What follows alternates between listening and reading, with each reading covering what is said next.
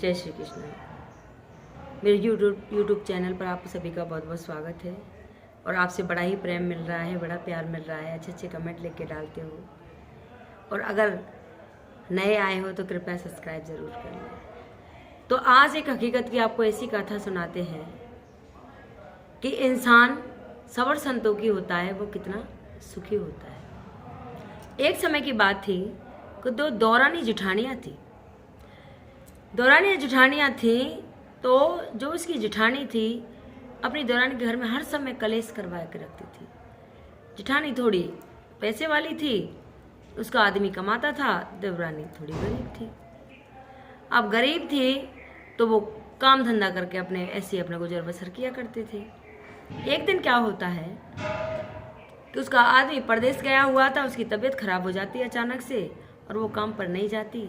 और जब काम पर नहीं जाती तो कुछ खाने को नहीं मिलता। तो आता है वो, आने के बाद क्या करता है कि कुछ खाने को बनाया है कि नहीं जी, आज मेरी तबीयत खराब थी तो मैं ना जा पाई कहीं भी। तो उनमें आपस में लड़ाई कर देता है वो और उसको रात में और घर से निकाल देता है। यह सत्य घटना है।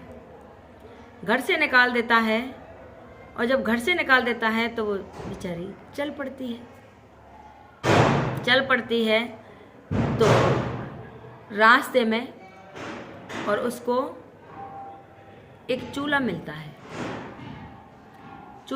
वो बोला कि तू जा रही है तो थोड़ी मेरी ये साफ सफाई कर जा, इस पे लीपा पोती कर दे और मैं शुद्ध हो जाऊंगा। तो उसने कहा कोई बात नहीं, थोड़ी देर और सही, कर दूंगी आप। उसने चूल्हे की सारी राख वाख सब निकाल के उस पर चौके से लीप दिया और अच्छा कर दिया। थोड़ी आगे चली, एक आम का पेड़ मिला और वो बोला कि मेरे देख सारी दुनिया आती है यहाँ, चली जाती है, और तू ऐसा कर, ये मेरे यहाँ से साफ सफाई कर दे। कि कोई बात नहीं, मैं तो अभागी हूँ और थोड़ी देर सही मैं तेरी साफ सफाई कर जाऊँगी। तो उसने सारी उसके आम के पत्तों की साफ सफाई झाड़ू कर दी। आगे चली, उसको नदी मिलती है और नदी कहती है कि बहन तू जा रही है, मुझ में सारे स्नान करते हैं, सब कुछ करते, देख कितनी गंदगी हो रही है, तू मेरे इस घाट की सफाई कर देगी। वो बोली कोई बात नहीं, मैं कर दूंगी आपके घाट की सफाई। उसने उसके घाट की सफाई कर दी। अब घाट की सफाई कर दी, फिर वो आगे चलती है। चलने के बाद चलते चलते और उसको एक बियाबान जंगल में एक घर दिखाई देता है। और घर भी कौन किसका था कि उसमें और एक डायन रहती थी। वो गेट खटखटाती है तो अंदर से आवाज़ आती है, कौन? तो वो ये कहती है कि मैं तेरी बेटी। अब जब बेटी शब्द ले लेती है, कह देती है, तो उसको अंदर ले जाती है, बड़े ही प्रेम से उससे बातें करती है, उसको खाना खिलाती है। खाना खिला करके और 2-1 दिन रखती है और वो कहती है कि मैं कैसे आई, कैसे ऐसे मेरे को, हम गरीब हैं और पति ने घर से निकाल दिया और मैं यहाँ आई हूँ।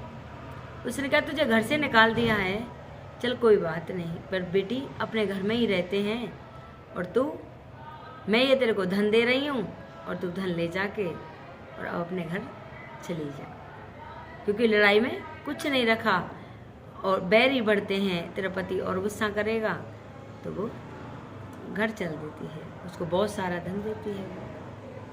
तो रास्ते में वो नदी मिलती है तो कहती है आ बहन बैठ, पानी पिलाती है और उसमें अच्छे लहंगा चुन्नी कपड़े आते हैं कि बहन ये सारे तू, मैंने इकट्ठे करके रखे हैं और ये सारे तू ले जा। अब फिर वहाँ से आगे चलती है तो वही पेड़ मिलता है, धूप पड़ रही होती है कि बहन आजा बैठ ठंडी छाँव में बैठाता है। उसमें से पके आम गिरने लग जाते हैं पीले के, बहन ये सारे और तू घर ले जा अपने बच्चों को खिला देना। वो वहाँ से भी आम बांध के चल देती है। फिर आगे चली, वो चूल्हा मिलता है, उसमें पूड़ी कचौड़ी पकवान बने होते हैं। और वो कहता है कि बहन बैठ और पहले तो भोजन कर, और भोजन करने के बाद जितने चाहिए इसमें से बांध ले जा। अब बांध ले जा।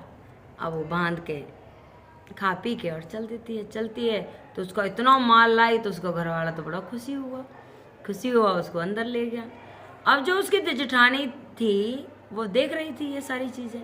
वो बोली कि किसका डाका डाल के लाई, किसकी चोरी करके लाई, कि मैं तो किसी की चोरी करके नहीं लाई, इन्होंने मार के मेरे घर से निकाल दिया। और ऐसे ऐसे सारी बातें बताती है वो, मेरे साथ ऐसे ऐसे हुआ। अब तो वो अपने पति से लड़ाई लड़ने लगी और कहने लगी कि मैं भी यहाँ से जा रही हूँ। चल देती है तो रास्ते में वही चूल्हा मिलता है।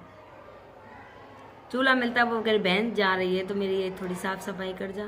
तो चूल्हे से बोली कि तेरी इतनी साफ सफाई करूँगी, इतने तो मैं आगे ना पहुँच लूँगी, मेरे को इतना टाइम खराब होगा। तो वहाँ से निकल जाती है। फिर वो आम का पेड़ मिलता है उसको। वो कहती बहन यहाँ इतने पत्ते आ पड़े हैं, सारे आते हैं और चले जाते हैं, इसकी साफ सफाई कर दे। क्या अगर इनकी साफ सफाई करूँगी तो मैं आगे ना चली जाऊँगी। वहाँ भी नहीं करती। नदी के पास जाती है, नदी मिलती है रास्ते में। नदी कहती है बहन यहाँ आते हैं सारे, नहा के चले जाते हैं, इतनी गंदगी हो रही है, थोड़ी यहाँ साफ कर जा। कि तेरी ये गंदगी साफ करूँगी तो मैं आगे पहुँच जाऊँगी। अब आगे चली गई और वही उसी मकान में पहुँच जाती है। गेट खटखटाती है, अंदर से आवाज़ आती है कौन? मैं तेरी बेटी। और अंदर से डायन निकलती है विकराल रूप धारण करके। मेरी बेटी तो कल ही गई है यहाँ से, तू वहाँ से मेरी बेटी कहाँ से आ गई? उसको पीटती है, मारती है कि जा तेरे को जीवित छोड़ रही हूँ, क्योंकि मैं लड़कियों के हाथ नहीं करती। अब तो मार पिट के वहाँ से चली जाती है। भूखी प्यासी थी। रास्ते में फिर वो नदी मिलती है, उसमें तो जैसे ही वो पानी पीने के लिए करती है और नदी का पानी सूख जाता है। और जैसे ही लहंगा चुन्नी उठाने के लिए वो चले जाते हैं कि मेरे को रास्ता तो दे दे। कि रास्ता कैसे दे दूँ तेरे को? तू तो एक सेकंड भी नहीं रुकी और मेरा कहा भी नहीं माना, मेरी सफाई भी नहीं की, तो मैं तेरे को पानी कैसे पिला दूँ? अब वहाँ से भी पानी प्यासी चली जाती है। अब धूप पड़ती है, गर्मी होती है। आम के पेड़ के नीचे आती है बैठने के लिए, जिधर आए उधर ही धूप आ जाए, छाया हटा ले अपना पेड़। और तो आम तोड़ने की कोशिश करे तो ऊपर चले जाए कि मेरे को एक आम ही भूख लग रही है, खाने को दे तो थोड़ी छाया मिल जाए। कि तू वही है कि मैंने तेरे से कहा था कि तू मेरी थोड़ी साफ सफाई कर जा, लेकिन तूने मेरे को साफ सफाई नहीं की। फिर आगे चलती है और पुआ पूड़ी बने हुए थे चूल्हे पर। थोड़े एक दो पुआ पूड़ी देते, खा लें, हम कुछ भूखे प्यासे हैं। कि मैं तेरे को पुआ पूड़ी कहाँ से दे दूँ? मैंने तेरे को कहा था कि तू मेरी थोड़ी सफाई कर जा, तूने सफाई नहीं की और तू चलती बनी चली गई। अब तो वो घर आती है और घर उसको आदमी देखा सारी रात तू कहाँ रही? अब तो मार पीट, जब तो उसको मारा पीटा नहीं था, मार पीट किया, कलेश किया, सब कुछ करने लगा। और कब तू मेरे घर से निकल जा। हे प्रभु, हे गणेश भगवान, जैसे उसकी देवरानी को दिया ऐसे सबके लिए देना, और जैसे उसकी जेठानी के साथ किया ऐसा किसी के साथ ना करना, क्योंकि सबर का फल हमेशा मीठा होता है। कहते हैं ना, कभी तीर्थ यात्रा पर जाते हैं तो विश्राम जरूर करना चाहिए। अगर कोई रास्ते में कुछ काम मिल जाए तो उसको जरूर पूर्ण करना चाहिए। क्या पता किसी की दुआ कब काम असर कर जाए। दुआओं में ही सब कुछ है। तो अगर किसी को ये मेरी कथा अच्छी लगी हो तो कृपया लाइक सब्सक्राइब ज़रूर करें। कमेंट में लिख के ज़रूर भेजें कैसी लगी। राधे राधे। नीचे एक बेल आइकन का बटन है, उसको प्रेस कर दें कि आगे की कथा आपके पास आती रहेंगी और आप सभी बहनों का प्यार यूँ ही बना रहे। राधे राधे। जय श्री कृष्ण। राधे राधे।